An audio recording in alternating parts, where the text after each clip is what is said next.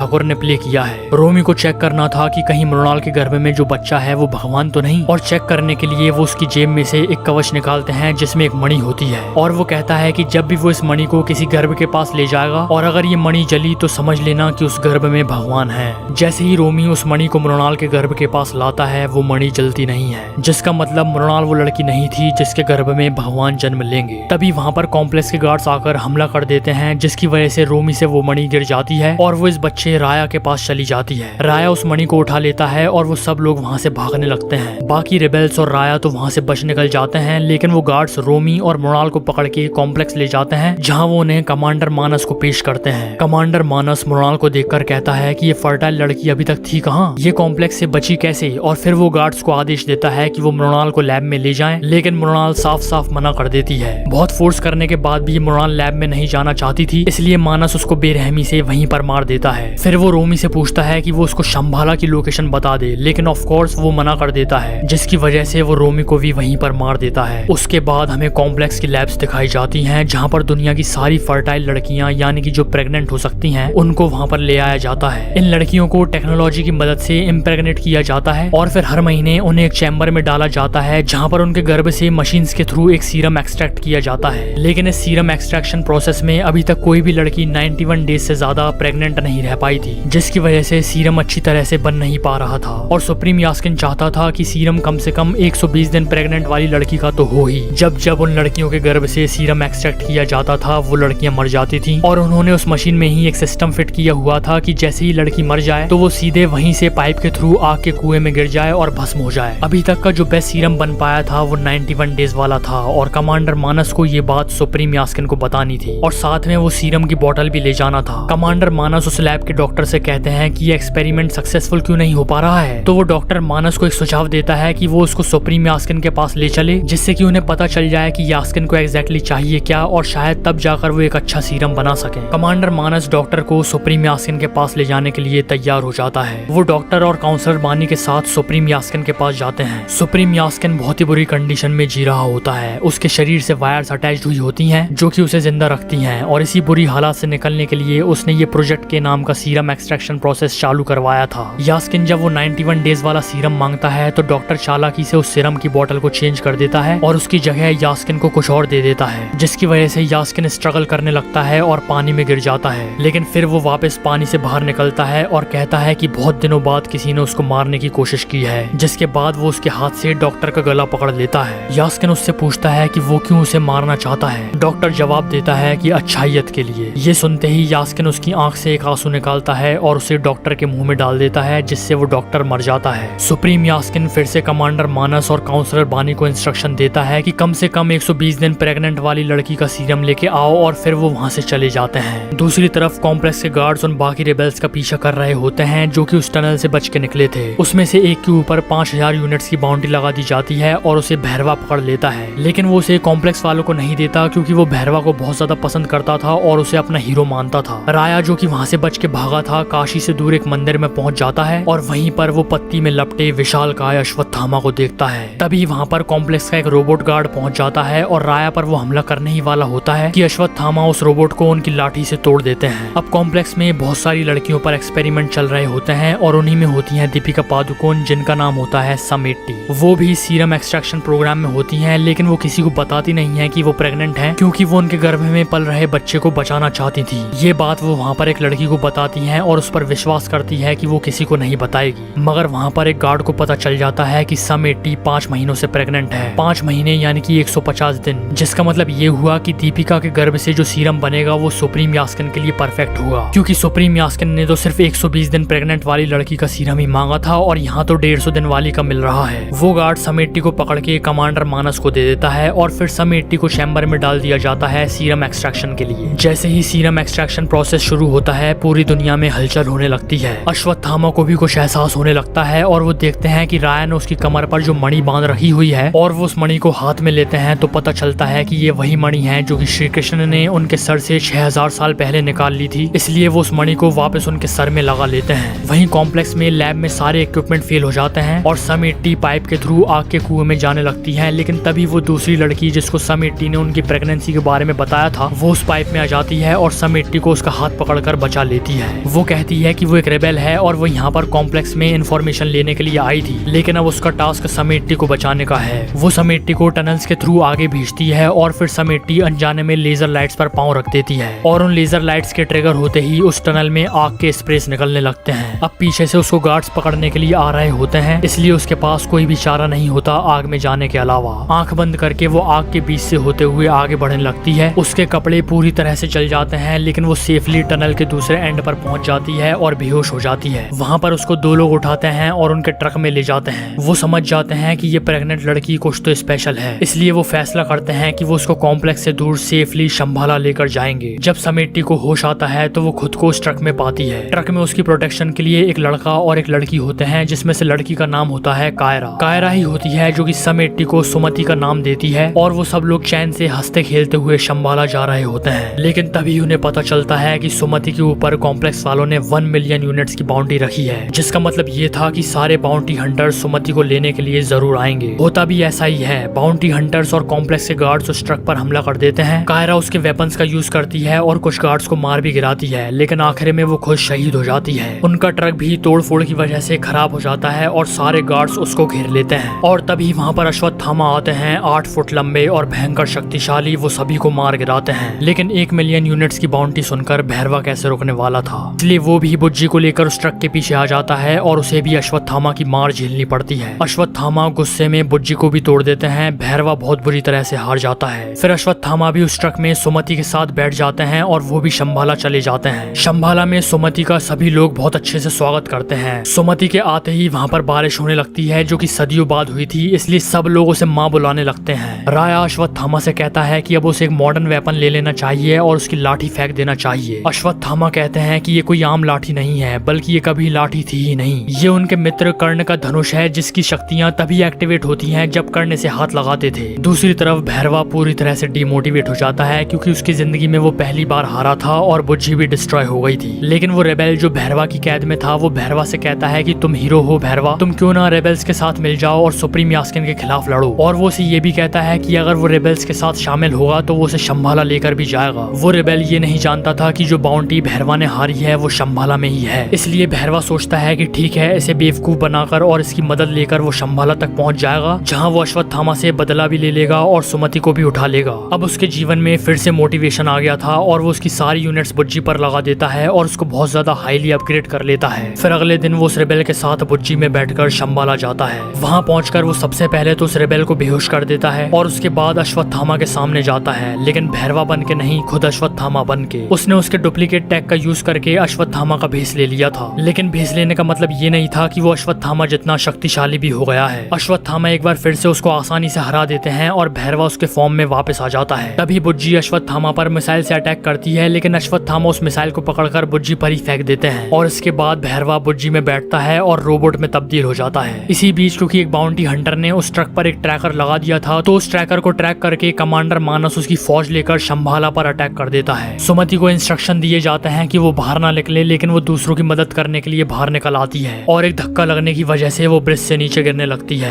अश्वत्थामा उसे पकड़ लेते हैं, लेकिन उनका हाथ फिसल जाता है और सुमति का हाथ छूट जाता है। सबको लगने लगता है कि शायद अब सुमति बचेगी नहीं, लेकिन तभी भैरवा उसको बचाने के लिए छलांग लगा देता है। वो सुमति का हाथ पकड़ लेता है और उसको पकड़ लेते हैं अश्वत्थामा। अश्वत्थामा दोनों को ऊपर खींचते हैं और भैरवा को जोर से पंच मारते हैं, जिससे भैरवा बेहोश हो जाता है। फिर कमांडर मानस अश्वत्थामा को बहुत ही स्ट्रॉन्ग जाल में जकड़ लेते हैं और अश्वत्थामा अब मूव नहीं कर पा रहे होते हैं। वो सुमति को पकड़ता है और उसकी शिप पर ले जाता है। तभी जहाँ पर भैरवा गिरा पड़ा था, उसके पास ही अश्वत्थामा की वो लाठी भी पड़ी हुई थी, जो कि एक्चुअल में कर्ण का धनुष था। उस धनुष पर एक पत्ता गिरता है, जिसकी वजह से वो धनुष भैरवा के हाथ में आ जाता है। और जैसा अश्वत्थामा ने कहा था कि इस धनुष की शक्तियां तभी एक्टिवेट होंगी जब खुद कर्ण इसको पकड़ेंगे, तो वैसा ही होता है। भैरवा के छूने से धनुष में शक्ति आ जाती है और भैरवा भी होश में आ जाता है। ये देखते हुए अश्वत्थामा शॉक हो जाते हैं। फिर भैरवा उस धनुष को कमांडर मानस की छाती में घुसेड़ देता है और उसे मार देता है और सुमति को बचा लेता है। लेकिन जैसे ही ही वो सुमति को बचाता है तो वो एकदम से भौचक्का हो जाता है कि अभी अभी उसके साथ हुआ क्या, और उसे सिर्फ इतना याद रहता है कि वो सुमति को पकड़ने के लिए यहाँ पर आया था, और इसलिए वो सुमति को बुज्जी में डाल देता है और वहाँ से बुज्जी को उड़ा कर ले जाता है। राया अश्वत्थामा से पूछता है कि ये है कौन। तब अश्वत्थामा फ्लैशबैक सीन में पहुंच जाते हैं जहाँ पर अर्जुन अश्वत्थामा से लड़ाई कर रहे होते हैं। अर्जुन अश्वत्थामा पर एक ऐसा बाण चलाते हैं जो कि कोई भी नहीं रोक सकता था, लेकिन तभी उन्हें बचाने के लिए उनके पीछे से कर्ण आते हैं जो कि अर्जुन के तीर का जवाब देते हैं। कर्ण अर्जुन का तीर तो निष्कासित करते ही हैं, लेकिन वो एक और बाण चलाते हैं जिससे अर्जुन का रथ 2 कदम पीछे खिसक जाता है। ये देखकर श्री कृष्ण कहते हैं कि ये शत्रु बहुत ही ज्यादा शक्तिशाली है, इसने उस